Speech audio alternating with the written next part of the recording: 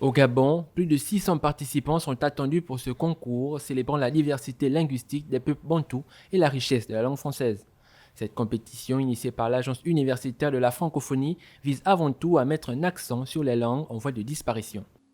Sur le territoire gabonais, plusieurs langues sont parlées à ce jour, selon les déclarations des interviewés, par moins de 500 à 100 locuteurs.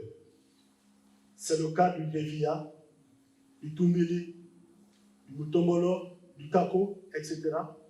Tandis que d'autres ont désormais du mal à être pratiquées, telles que le Makina.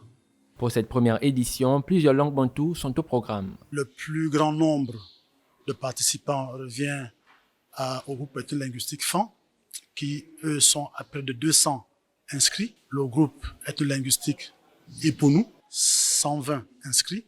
Le groupe Nzebi a une centaine d'inscrits. Le groupe Teko Bamba, Bakaningi, autour de 80 inscrits. Et à peu près le même nombre pour ce qui concerne le groupe Ikota, Maongwe et les autres. Provenant des universités de la capitale gabonaise, les participants à ce concours sont enthousiastes à l'idée de défendre leur patrimoine culturel.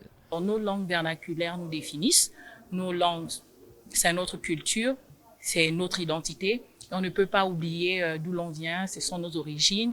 Donc s'intéresser au concours international d'oratoire, c'est vouloir participer à la valorisation de sa culture, à la valorisation de sa langue. Les épreuves du concours interuniversitaire d'art oratoire Bantouphonie-Francophonie sont prévues se tenir du 18 au 24 mars prochain dans différentes universités de la capitale gabonaise.